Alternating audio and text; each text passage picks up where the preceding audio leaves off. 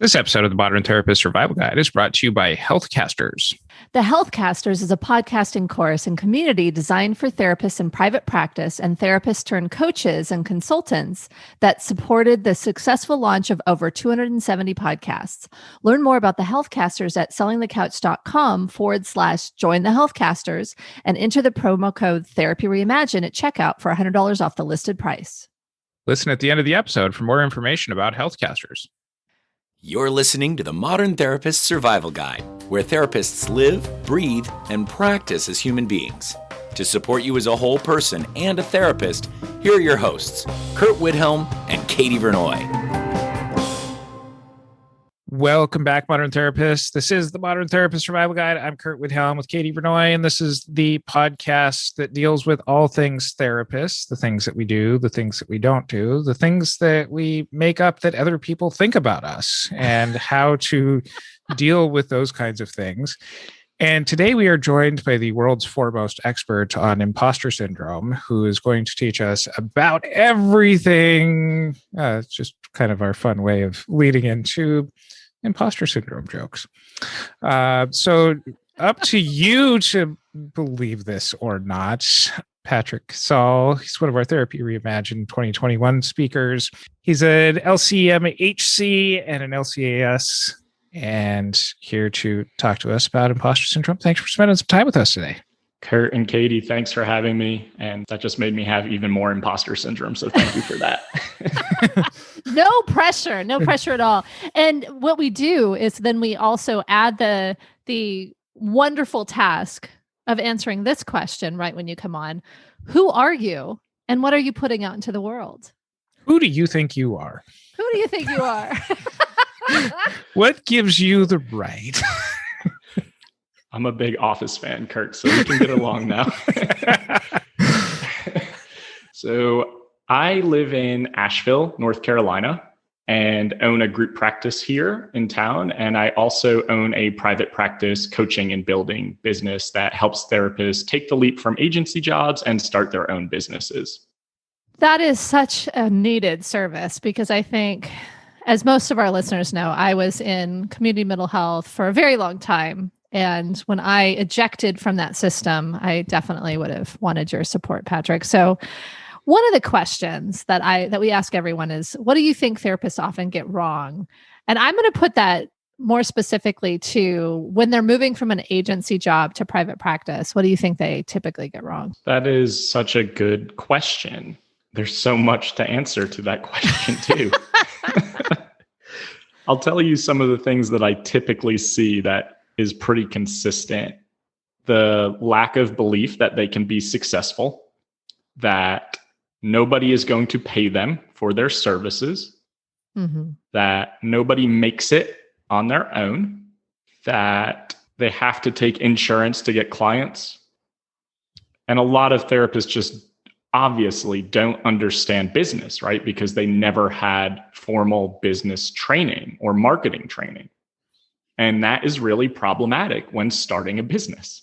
We have started this episode here joking about some imposter syndrome. This is something that a lot of people do struggle with, and at various points in their career and at various points of success in what they're doing.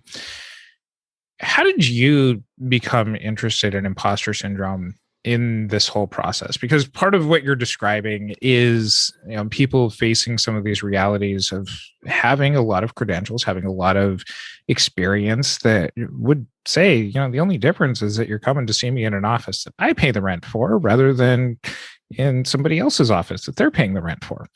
So how did you first become interested in this process? I've just recognized that feeling really all of my life, but more so when it comes to growth and business development or betting on myself, so to speak. So when I started my practice, you're right, Curt, like all the training, all the supervision, all the agency experience, but because it's my business, this is really scary. And I clearly am not competent enough to be successful at it, which was always the mentality. And I would notice that feeling a lot when maybe a client interaction didn't go well and they terminated, and you would ask yourself, I'm I clearly am not a competent therapist or business owner. I cannot be successful at this. I don't know what I'm doing. And I just felt that so intensely, so often. And just recognizing what was happening, this entrepreneurial like insecurity in terms of who am I?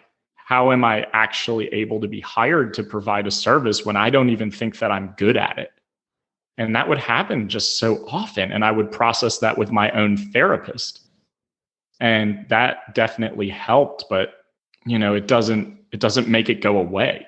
I started talking about imposter syndrome publicly this summer over COVID. I was just kind of bored and in my house all the time. And I would go on Facebook Lives and just talk about the imposter syndrome phenomenon and how we can have all of the training and expertise and credentials in the world, but we are the ones who believe that we are not sufficient enough or competent enough or skilled enough to be successful. And a lot of times that feels like, why me? I just lucked into this. And I noticed myself having imposter syndrome talking about imposter syndrome. And it would be a Facebook Live that nobody was even watching. But I'm like, but somebody is going to know and find out that I am a fraud. And they're going to call me on it. And that turned into doing webinars and presentations on it. And of course, the first one that I did, I forgot to hit record for an hour. And afterwards, everyone was like, this was so great. I can't wait to watch this over and over and over again. Oh, you can't because I didn't record it. Oh man, that's awful. That's awful. I think it's refreshing to have someone talk about it so authentically. And I think there's more of an effort of folks being authentic and claiming some of these challenges. But the way that you were just talking about it, like I felt it in my heart. And it's clear that it's something that you've definitely been working on and grappling with. Maybe we can talk about your story or how you see how imposter syndrome gets in the way for therapists, but it seems like many therapists are resonating with this imposter syndrome idea and having this notion like, why me? I lucked into it. Why would people hire me? Like all of these things that you were saying, it seems like a lot of us resonate with that. Where do you think that comes from and how do you think that gets in the way for therapists? I think it gets in the way by preventing people from pursuing the things that they really want to do, the things that they really care about. It gets in the way and prevents people from taking risks because it's easier to stay in your box and not grow. And it's less scary to do that, even if that means working at an agency job that, for all intents and purposes, like is just brutal and wearing you down, but you're going to get a paycheck every other Friday and you know what to expect. So It's really scary. And I really do believe that imposter syndrome comes from an attachment focused perspective where we're given mixed messages as kids. When we grow up and our parents tell us, oh, you got an A in class, you're so smart. And then you get a D and it's like, what the hell is wrong with you? You're stupid or you're not trying. And I think those mixed messages are really negatively impactful and impact our self-esteem and our confidence. And it makes us second guess ourselves in our capabilities and our abilities in general. And I think it comes up for people when they're trying something new, when they're trying to grow, especially in business development, or when they're trying to maybe level up and they feel like maybe they're not as competent as their peers or their colleagues, and that they feel like they don't have enough training. I hear that a lot. I don't have enough training to be in private practice.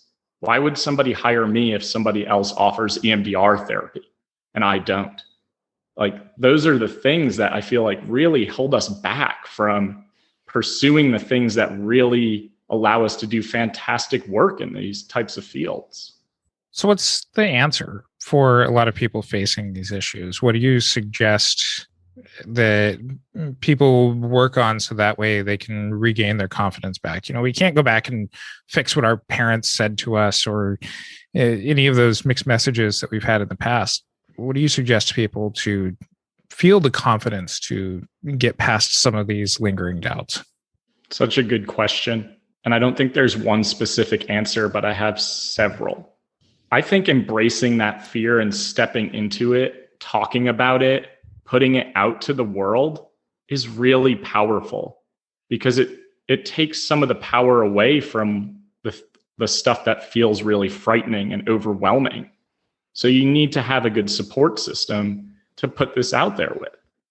And when I talk about this stuff, some people will message me and say, why are you being so vulnerable or so authentic? This is like taboo, essentially. And I'm like, I don't believe that. I think that if we talk about it, then it's not as frightening. It makes it less intimidating because it's normalized by other people who are like, oh yeah, I experienced the same exact thing. So then it's like, well, very clearly it just can't be me, even though I'm feeling it so intensely. But I think a good strategy is to allow yourself to make mistakes and to tell yourself that you're going to fail or you're going to have a hard time when trying something new.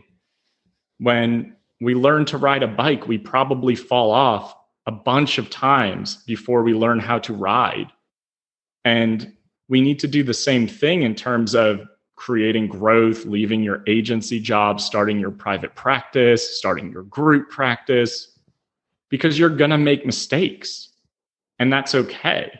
I think a big symptom of imposter syndrome is perfectionism and trying to do everything perfect all the time, because it's like, I can't put this out to the world because it's not perfect. People are going to judge me. They're going to know that I'm fraudulent. And I think that we have to remind ourselves very often that asking for help is okay. One strategy I really love is making it playful, giving imposter syndrome a funny voice or a funny name of someone maybe that you don't respect that much or you laugh at. And I did a presentation and a friend brought up like, oh, so like Harry Potter and Bogarts, like, and I thought, I hate Harry Potter. What are you talking about? But she was alluding to the fears that all of the main characters had. And when they made them playful, when they put like roller skates on a snake or like made something have a really funny voice, you take the power back. It's not as intimidating. Yeah, I think that's an interesting concept. And to me, this idea of giving imposter syndrome a funny voice or having it be playful, I think that's, I mean, it's kind of the old phrase, like if you're nervous in public speaking, imagine everybody naked or, you know, whatever, like, you know, kind of do the thing where all of a sudden it becomes ridiculous. And I hear that. I also recognize that there are things that are hard to make playful that can lead to imposter syndrome. There's a lot of stuff that are very real systemic issues that can be part of different clinicians' experiences and why they may have imposter syndrome. And we don't have to go too far down the road if you don't want to, but it just feels like, you know, there's imposter syndrome for white folks, and then there's also imposter syndrome for BIPOC individuals and other folks with marginalized identities, where they are consistently told that they are imposters or that they're failures or that kind of stuff, or treated and, you know, kind of had that kind of experience of being ignored or invisible or undercut in some way. And so what do you think about that question, about how folks with different identities interact around imposter syndrome? It's a great statement and needs to be made. You know, colonialism definitely shapes that word, right? Because there's not a lot of research on imposter syndrome. One of the main studies you can find was done in the 70s. It was all about women in the workplace, but especially women of color in the workplace, not feeling like they belonged or fit in. But that's because they were told all their lives that they didn't. Yeah. And they had to work so much harder to get there. And obviously, as a white male with a lot of privilege, I don't experience those things on a day-to-day basis. But we have to be aware of the fact that that term does not mean the same thing for everybody. So for BIPOC folks and people of color in general, like, who have to fight a million times harder to get to the same place, and are told constantly that they're inadequate or not worthy or not as good, it takes on a whole different meaning. And I almost hate to use the word imposter syndrome when we're talking like this in that way. It's actually created some internal conflict in terms of how do I want to shape what I'm going to talk about in September? Yeah. Because it's really important to honor that and to acknowledge the fact that if we berate and abuse and make people feel less than, of course they never feel like they made it or they fit in or they belong or they're as competent, if not more competent. And in particular to our field, I want to go back to what you were talking about earlier, as far as some of these mixed messages. What are some of the mixed messages that you see us sending to younger therapists that contribute to some of the stuff that you're talking about, or people who might be ready to launch? Because our field seems to be fraught full of contradictory sort of messages that we send people. Yeah, absolutely. One thing stands out to me. When I quit my job at my agency, I did like an exit interview lunch. And my program manager said, I'll see you back here in 60 days because nobody makes it on their own. You can't be successful working for yourself. You'll be back here begging for your job back. I think that we hear that in graduate school too. I think we hear it a lot, not in all grad school programs. I want to say that. I think in most grad school programs, we're told that you don't get into this field to make money. You don't get into this field to be successful. You get in this field to be a helper. And although that's true, this is a complex field where we can do both simultaneously. And we can make good livings as helping professionals and still help people. But I think that it's really drilled in the agency environment because there is this fear that people are just going to continue to leave. We can't maintain employees here because people are going to continue to leave us. I also see that sometimes from more seasoned clinicians who maybe it comes from an envious place of like, I want all the referrals, or I don't want to refer to these young clinicians who don't have as much experience as me. Why are they charging as much as me? I see that a lot in a lot of the communities that I'm a part of.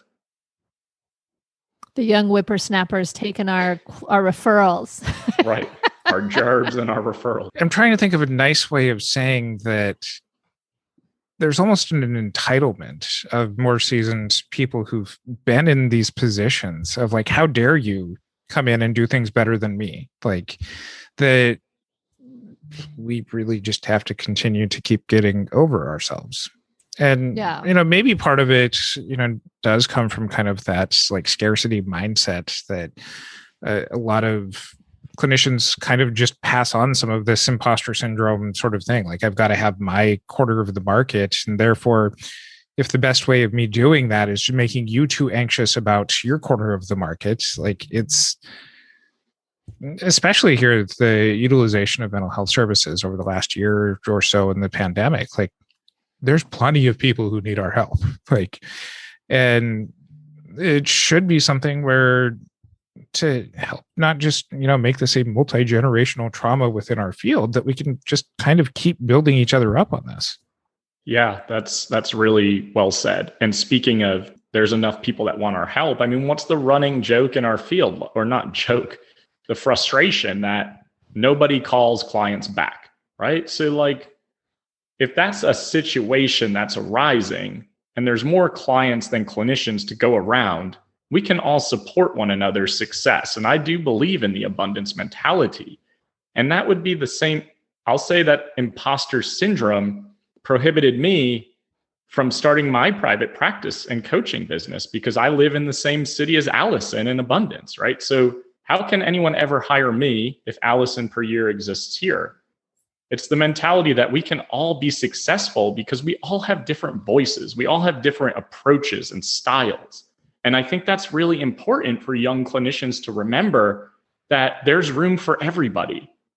And just because you don't offer a certain modality or don't have a certain training, as long as you're doing supervision and working ethically and understanding culture and continuing to work on anti-racism,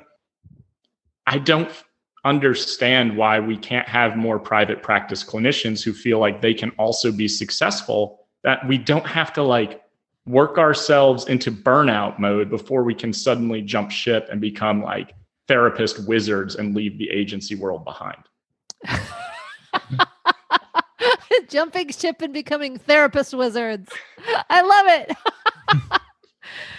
So I have so many thoughts going on in my head, but I'm gonna take Her off. brain's going a mile a minute.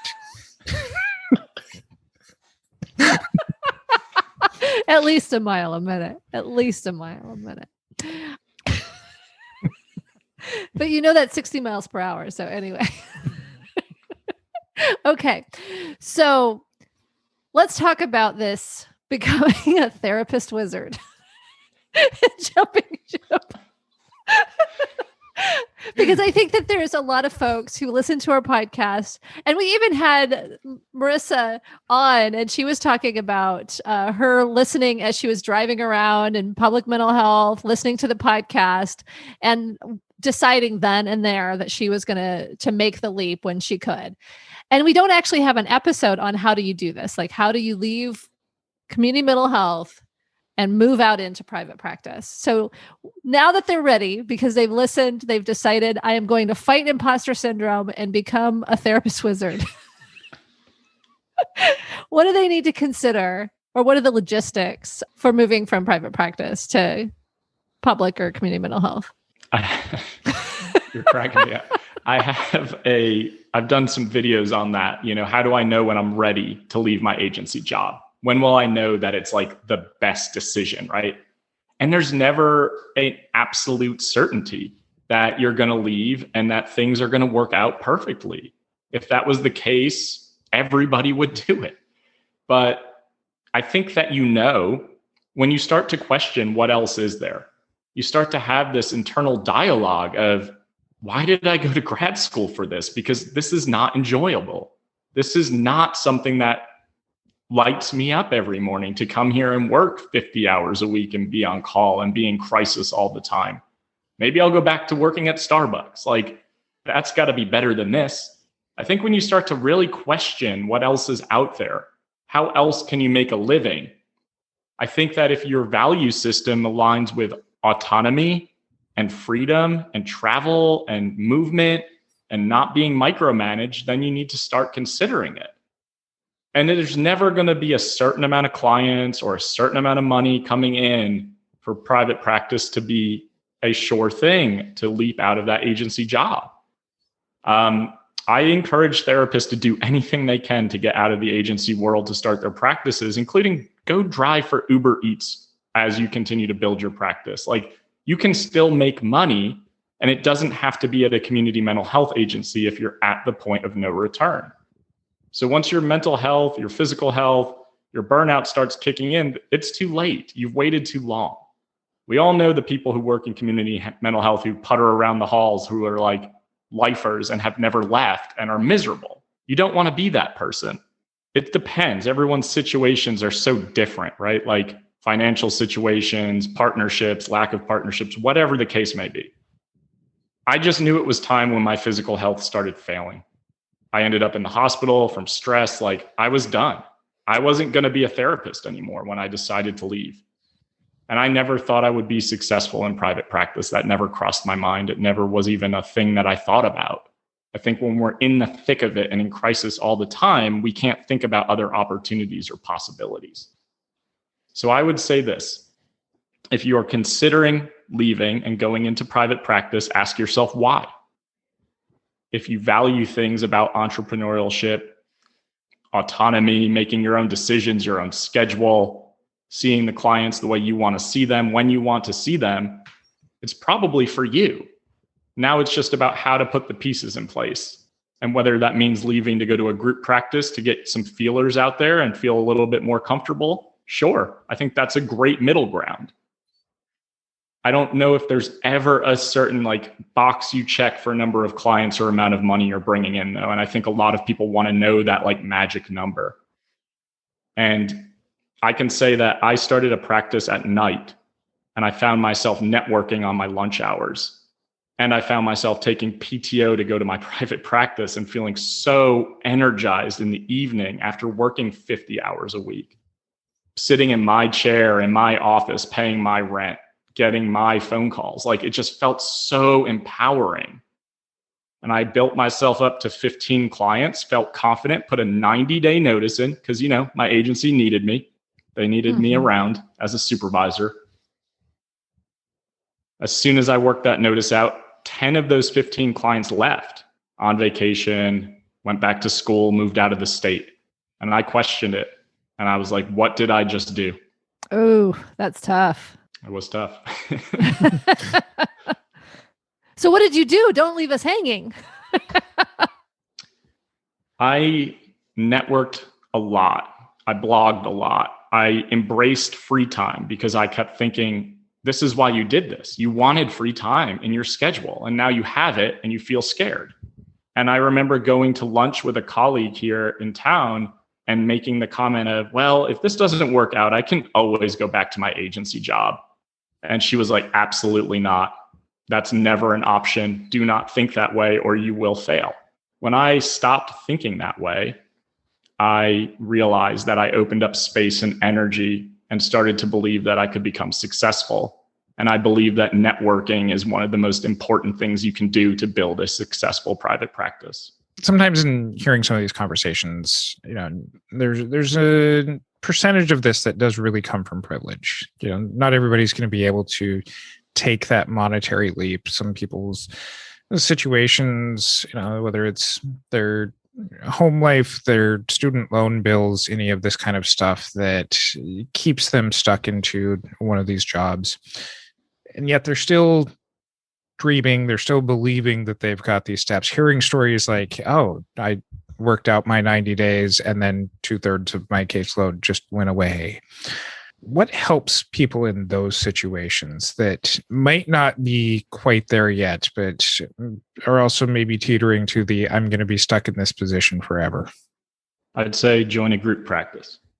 Go work for someone and make more money and work less hours. You can still provide and take care of your needs and still leave a setting that you don't feel like there are any other options for.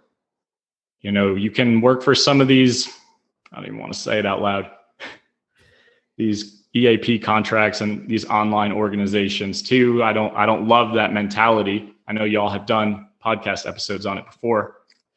I just think they're a group practice. You can contract, you can do contract work somewhere.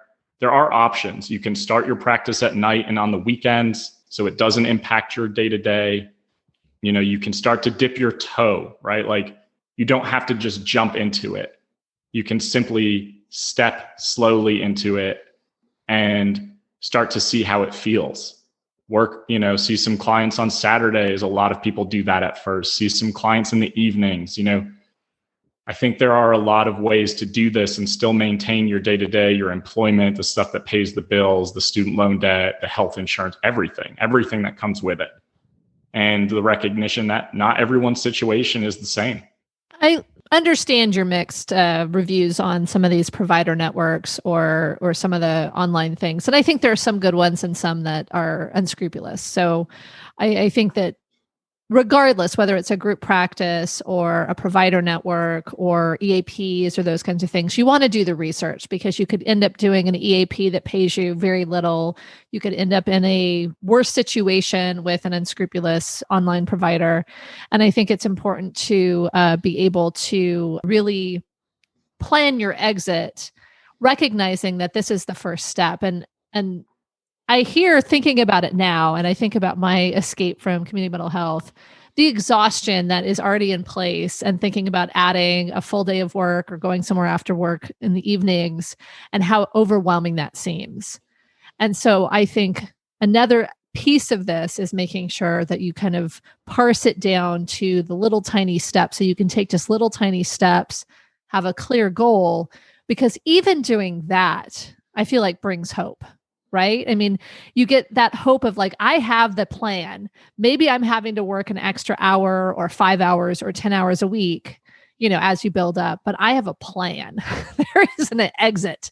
And I think that can be very good. And so I want to just say, yes, it is a lot of work, but what you're saying, Patrick, is very sound. Like, you need to have your exit plan. And if you can't eject from a system, or you aren't forcefully ejected from a system with it when it's not your choice, then you can set some of those milestones and those little goals where you can kind of do each of the little pieces so that you can start your practice. And especially now with telehealth being an option, there's a lot of things that you can do with very little overhead and with very little setup.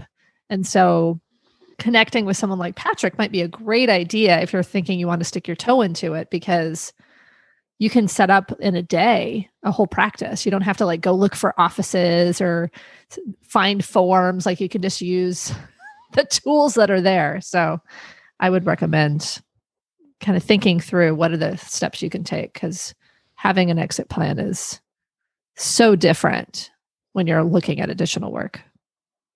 And so different if you're raising a family or you have other responsibilities other than yourself. So just having to really balance that. And even Katie, such a good point, like doing one thing a week, even to check it off the list, to just say, I'm working towards this, like getting an employee identification number, like deciding if you're going to take health insurance, like some of the decisions that you have to think about early on, but are easy to just cross off the list and make you feel like you're moving towards something. Yeah. For helping people to think beyond and into that success mindset, how do you help encourage them to envision what their ideal practices are? I like to always start with what is absolutely necessary, right? Like, we need to know differences in numbers. So numbers that I need to make to pay the bills, to keep the lights on, to pay for food, right? Like, that number has to be known. But I always like to ask people what they want out of this. And that doesn't always have to be monetary. That could be, I only want to work 3 days a week. I want to see 25 clients a week between 5 days. I never want to work past 4 p.m. But it is about, what do you value? What do you want out of this career? And I think that's really important, because it's not the same for everybody. And I ask a lot about travel, about vacation time, building in sick time, building in time for mental health days, like how to start to do that. And people will always say like, I would love to just have 3 weeks off a year. And I'm like, well, we can probably think a little bit bigger, because you're going to make more money, so you can budget differently. And again, we have to take into account privilege. We have to take into account the fact that some people are going to work and see 50 clients a week.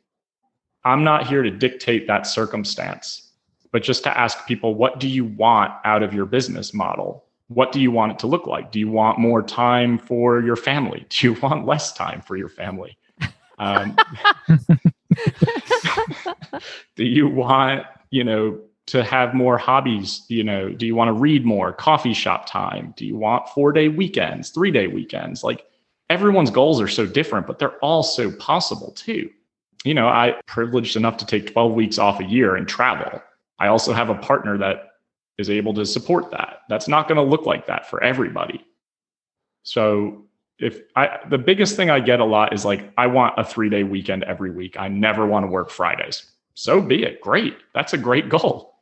I think that we need to get back to really practicing self-care and work-life balance, not the work-life balance that is discussed at our agency jobs, where we put a PTO request in and we get emails or text messages while we're on vacation. The piece that I heard there that I really like, and I have to keep reminding myself, especially folks who have been so ingrained in an agency setup, is that we can actually bake in what we want. We can bake in a 3-day weekend. We can bake in 12 weeks off. That's awesome. We can put those things together and determine what our practice has to look like. I mean, there are some parameters that we have to pay attention to. If we live and work in an area that can't support a $400 an hour session, then maybe we can't do that. Maybe we can't have, I'm going to work, 5 hours a week, 12 weeks off and make $200,000. Like maybe we can't do that. But like there are reasonable parameters and even exciting parameters that we can bake in. And I think being able to be creative is impossible when you're still in the mix of community mental health. And so having that conversation, I really like that. I like being able to say, okay, what is it that you actually want? And recognizing that you set all the rest of the parameters, what you charge, how many clients you see. There's some stuff that is dictated by the market, but a lot of it you still really dictate and can set that together. And so I think that's a great idea. What is your ideal private practice? What have you baked in? What can we all aspire to? Because like 12 weeks off, I'm like, that is amazing. Yeah. And that's because I'm fortunate enough, right, to not have to like be as concerned financially. But my goal is also not to make $200,000 a year in private practice. I could, but I don't want to. I want to travel more and take more time off. And that's always been my goal. But I think what you just said really hits the nail on the head is like the more time and space you can give yourself, the more creative you can be. So my ideal practice right now is actually something I'm living, which is seeing 8 ideal clients a week, running my group practice, and running my private practice and coaching business. So I can do a little bit of everything because I am neurodivergent. I need a lot of stimulation. I need a lot of different things happening all the time.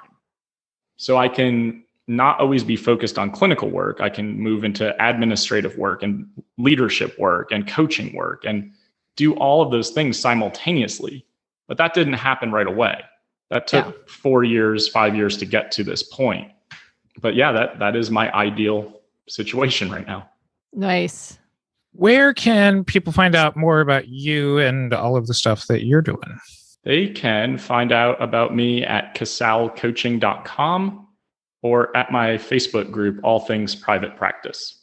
And we'll include links to those in our show notes. You can find those over at mtsgpodcast.com. And you can also check out the Therapy Reimagined conference where Patrick will be joining us this September.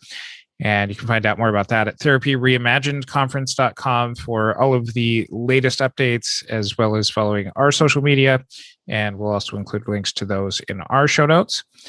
And until next time, I'm Curt Widhalm with Katie Vernoy and Patrick Casale.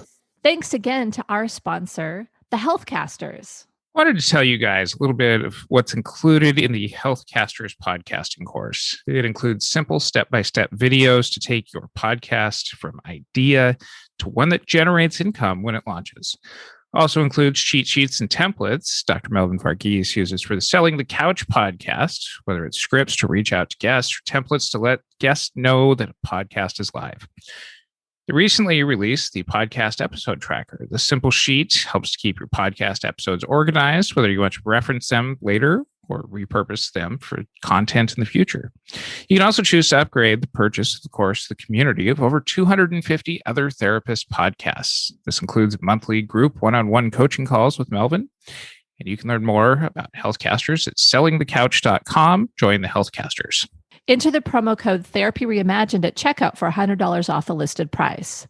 And just a reminder that sellingthecouch.com/join the Healthcasters. Thank you for listening to the Modern Therapist Survival Guide. Learn more about who we are and what we do at mtsgpodcast.com. You can also join us on Facebook and Twitter. And please don't forget to subscribe so you don't miss any of our episodes.